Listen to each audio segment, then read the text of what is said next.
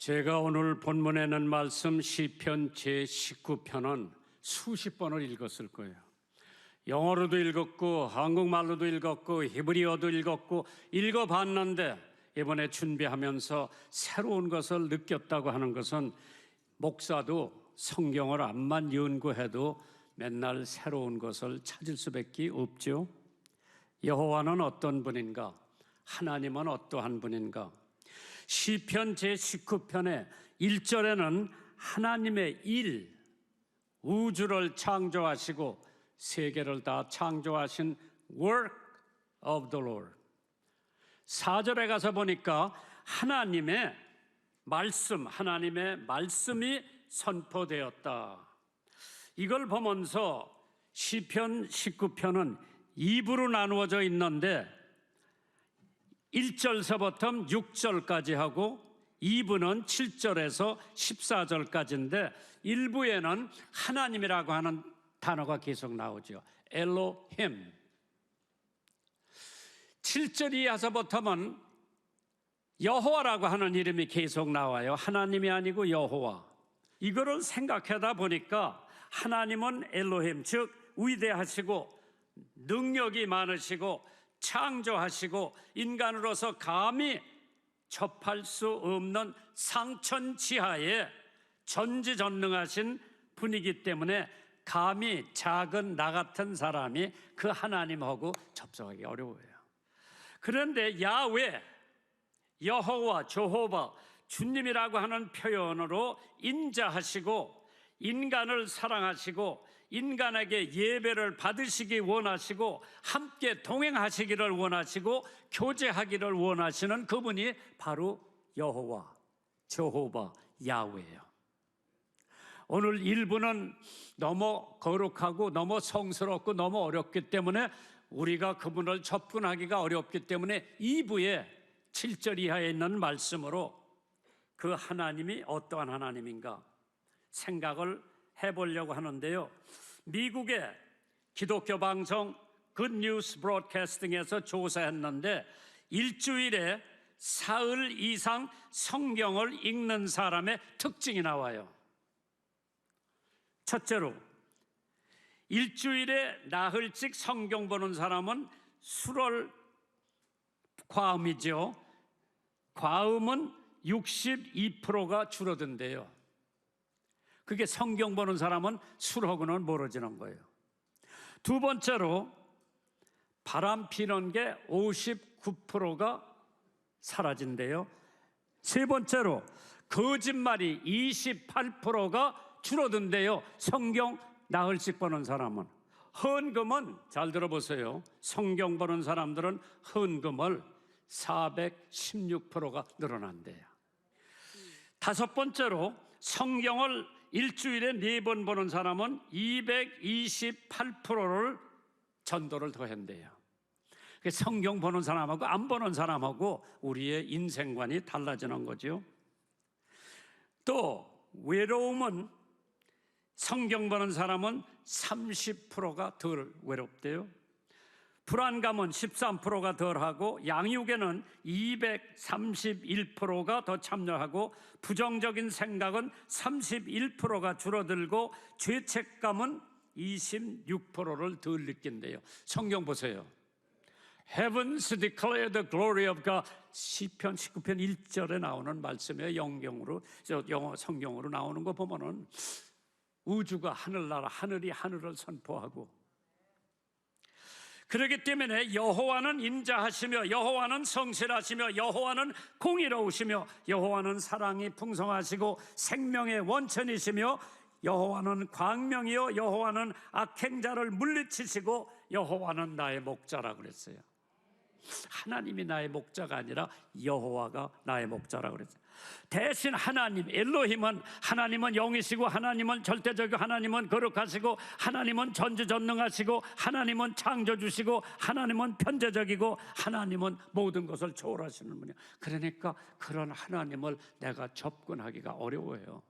그러나 여호와, 저호바, 야훼 하나님은 내가 매일 아침 접근할 수 있지요. 오늘 2시 30분에 일어나서 하나님 앞에 기도하면서 아주 친하게 지냈어. 하나님하고 나하고는 친해요. 매일 성경 보죠. 매일 기도하죠. 매일 전도하죠. 그러니까 하나님하고 나하고는 굉장히 가까워요. 안 믿어도 좋아요. 나는 하나님하고 가까워. 내가 잘나서도 아니고 내가 똑똑해서도 아니고 나 같은 죄인이 죄라고 하는 것을 깨닫고 그 독생자 예수를 구세주로 영접하고 난 이후에는 성경이 읽어지고 싶고 전도하고 싶고 남에게 나누어주고 싶고 나보다 남을 먼저 생각하는 마음을 주시는 것도 여호와 하나님이 나하고 함께 하시기 때문인 줄 믿으시면 아멘 하시기 바랍니다. 첫 번째 대지를 보시면은 여호와의 율법은 시편 19편 7절이에요. 여호와의 율법은 완전하여 그 영혼을 소성케 하고 여호와의 증거는 확신하며 우둔한 자로 지혜롭게 한다고 그랬어요. 이 세상에 완전한 건 하나도 없어요. 그러나 하나님의 율법은 완전하다고 그랬어요. 십계명, 제1은 나 외에 다른 신들을 있게 하지 말아라 그랬어요. 다른 신들 갖지 말아라. 두 번째는 우상을 만들지 말라고 그랬죠. 세 번째, 너의 하나님 여호와의 이름을 망령되게 하지 말라고 그랬어요. 안식일을 지키라 그랬어요. 거룩하게 지키라. 주일을 성수하려는 얘기지. 1, 2, 3, 4는 인간과 하나님과의 사이예요. 다섯 번째서부터 뭔가 하면은 참 중요하지요. 네 부모를 공경하라.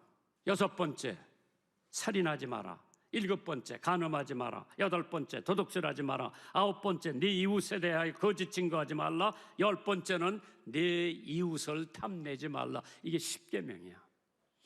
하나님이 모세에게 준 십계명이 5,000년이 지났는데도 불구하고 바꿔지질 않는 거예요. 왜? 하나님의 율법은 완전하다 그랬어. 그런데 두 번째로 하나님께서 우리들에게 새 계명을 주신다 그랬어. New Law. 요한복음 13장 34절에 새 계명을 너에게 주노니 서로 사랑하라. 내가 너희를 사랑한 것 같이 너희도 서로 사랑하라. 그래서 두 번째 계명이에요. 첫째 하나님 사랑, 두 번째 이웃 사랑이에요. 신약에 와서 하나님께서 새로 계명을 주셨는데 모든 십계명이 이 두 계명에 달려 있는 거예요. 이게 필러, 이게 기둥이에요. 대들보. 하나님 사랑, 이웃 사랑. 그거 하면은 모든 게 다 완전해지요.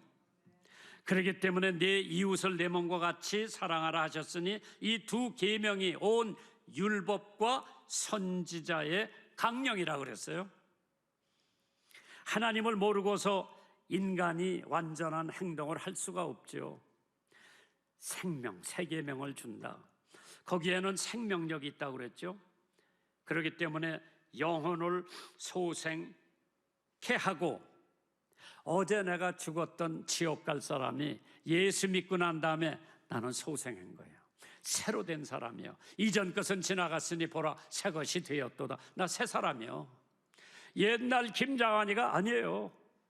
새로 태어났고 새로 피조물이 됐기 때문에 나는 생명력이 있습니다. 왜? 예수 그리스도가 나의 생명이시기 때문에 내가 생명력을 가지고 있는 거죠. 로마서 6장 23절에 죄의 삭은 사망이요 하나님의 은사는 그리스도 예수 안에 있는 영생이라고 그랬어요. 그렇기 때문에 갈라디아서 2장 20절에 바울 사도가 내가 그리스도와 함께 십자가에 못 박혔나니 그런즉 이제는 내가 산 것이 아니요 오직 내 안에 그리스도께서 사신 것이라. 이제 내가 육신 가운데 사는 것은 나를 사랑하사 나를 위하여 자기 몸을 버리신 하나님의 아들을 믿는 믿음 안에서 사는 것이라고 그랬어요.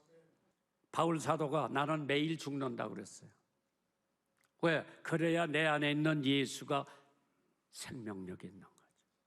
내가 살고 예수 안에 있는 내 생명이 죽으면은 나는 걷사난 거지요. 그러나 나는 죽고 내 안에 있는 예수가 살아있을 때에 나는 하나님의 계명을 지킬 수가 있고 실천에 옮길 수가 있는 줄 믿으시기 바랍니다.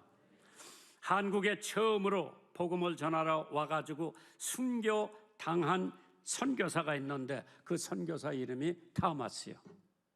들어보셨어? 타마스 선교사. 대동강에 배 타고 들어오다가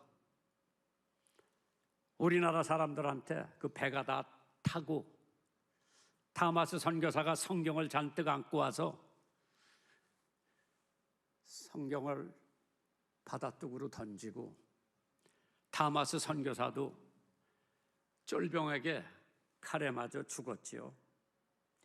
그는 26살의 꽃다운 나이에 선교사의 피를 흘리면서 한국 개신교의 첫 번째 순교자입니다. 토마스 선교사가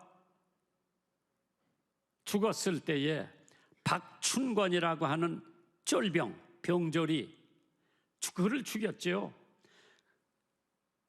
박춘권의 심경이 변화가 일어나기 시작합니다.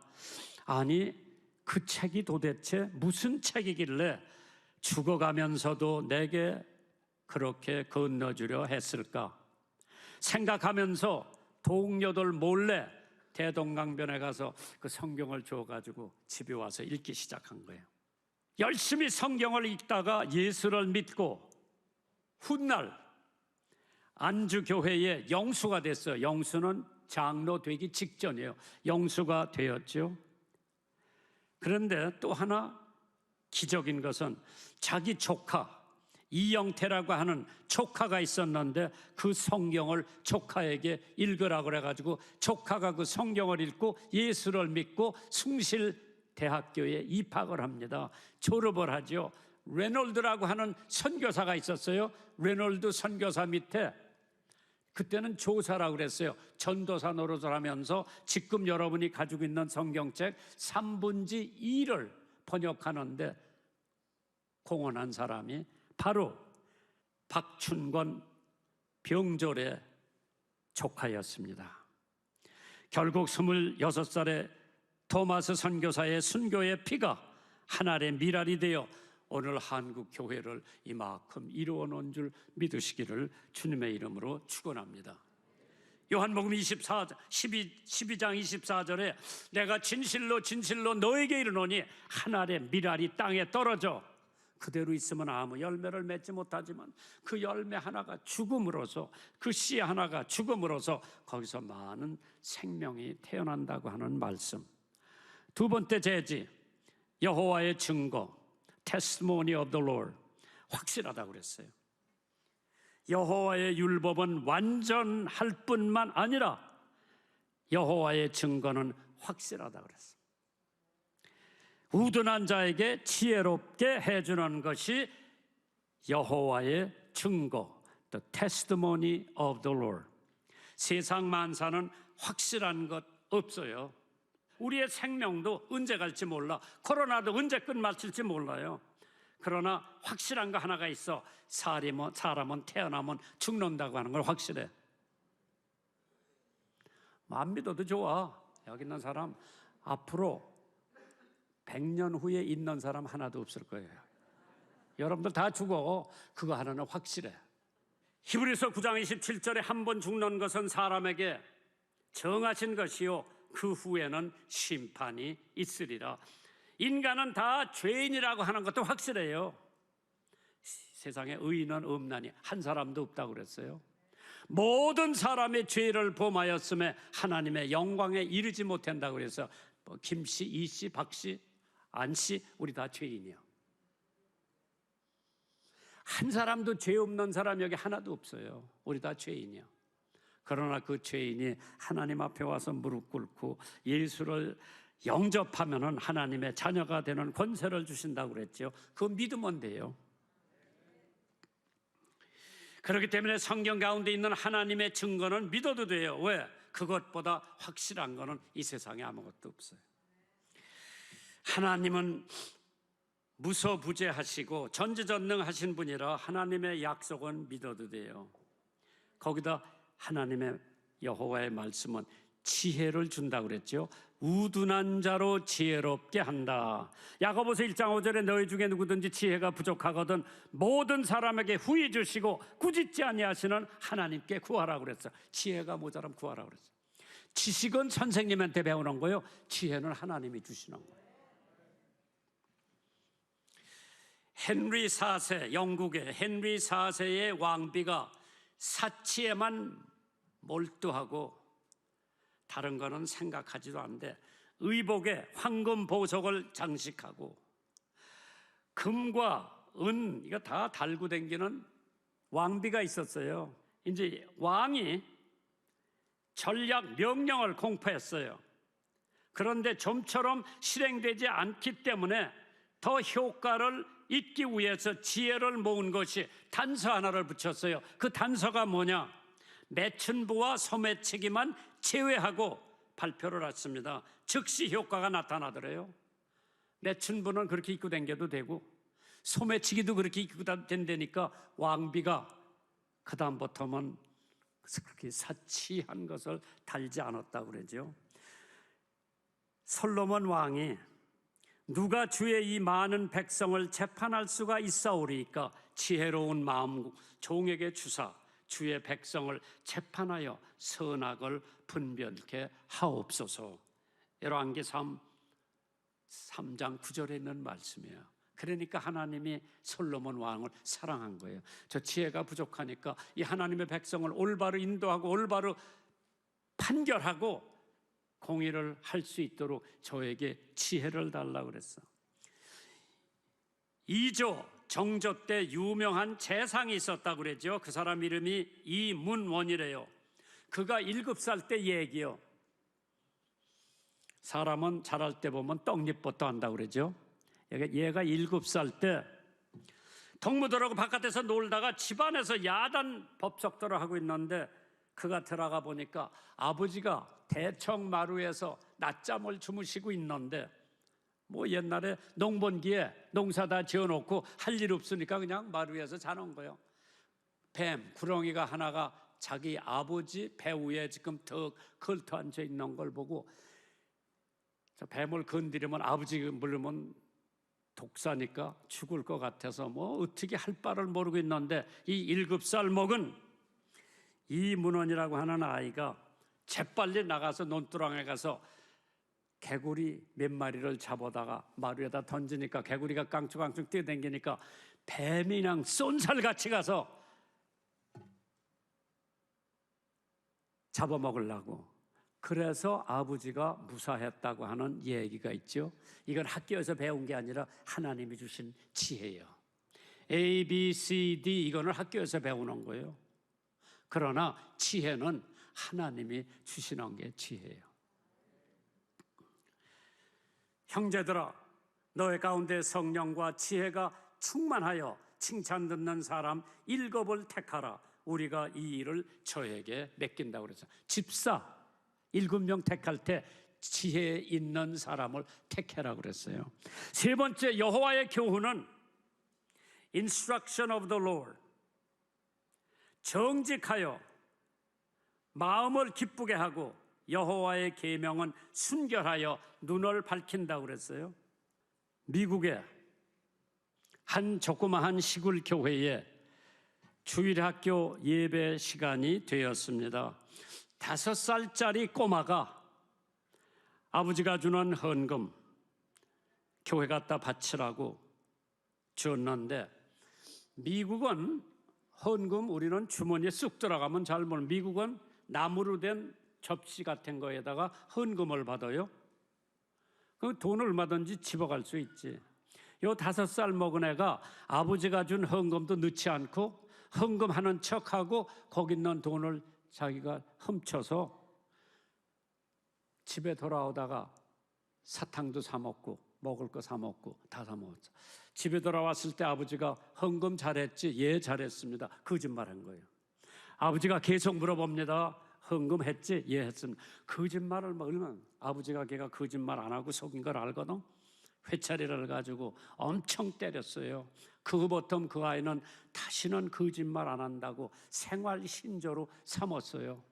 그 아이가 후에 조지아 주지사가 됐고 미국의 대통령이 되는 지미 카터예요. 지미 카터는 대통령 선서할 때 미가서 6장 8절에 손을 얹고 선서를 합니다. 여호와께서 구하시는 것이 오직 공의를 행하며 인자를 사랑하며 겸손히 네 하나님과 함께 행하는 것이 아니겠느냐. 미가서 6장 8절에 손을 얹고 하나님 앞에 선서를 한 거예요. 그 사람 대통령 때 별로 인기가 없었어요. 그 대통령 끝났고 난 다음에 돌아다니면서 헤브텟 사랑에 집져주기를 하면서 미국에서 역대 대통령들 중에서 그래도 인기받는 대통령이 됐죠. 우리나라의 남강 이승훈 선생님은 많은 사람들에게 존경받는 분이죠. 그가 평양도에서 있을 때 삶이 어려웠어요. 평양도의 제일 부자를 찾아가서 돈 좀 빌려달라고 그래서 내가 장사를 해가지고 갚은다고. 그런데 그때 청일전쟁이 일어났어요. 그래서 다 피난 갔기 때문에 자기가 물건 다 사다 놓고 장사 하루도 해보지 못하고 다 날렸어요.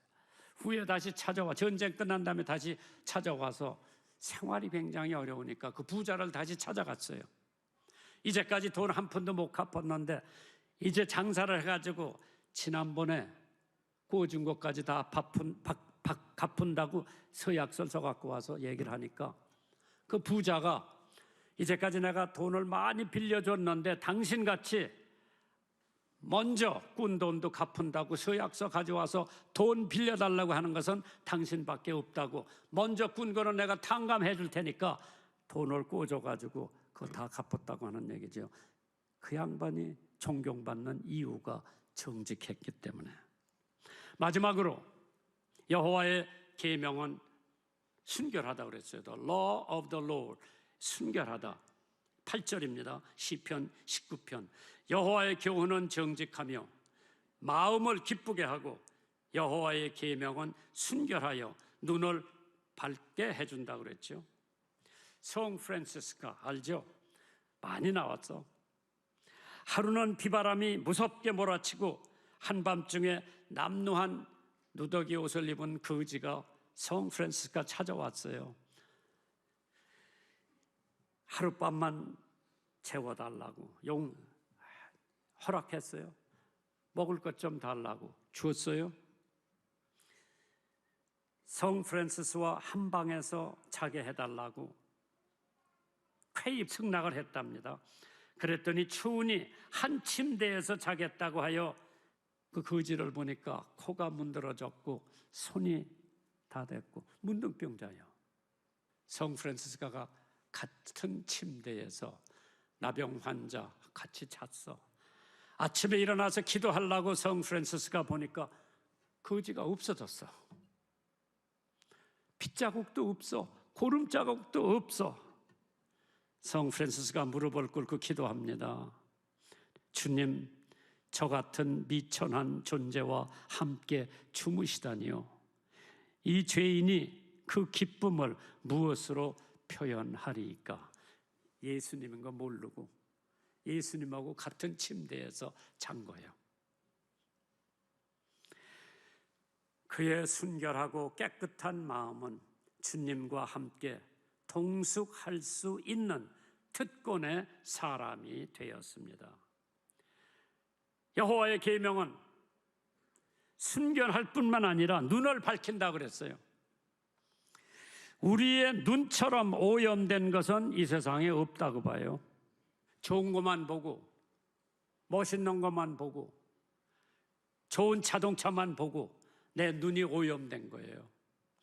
그래서 잠언 4장 19절에 악인의 길은 어둠 같아서 그가 거쳐 넘어져도 그것이 무엇인지 깨닫지 못한다고 그랬어요. 페스탈로치가 눈이 밝으면 전신이 밝습니다. 그렇지만 눈이 어두우면 전신이 어둡고 그 하는 일이 모두 어두움에 속한다고 그랬어요. 내가 지금 기도하는 것은 우리의 지도자들이 다 눈이 좀 밝았으면 좋겠어. 부정과 부패 일수가 있습니다.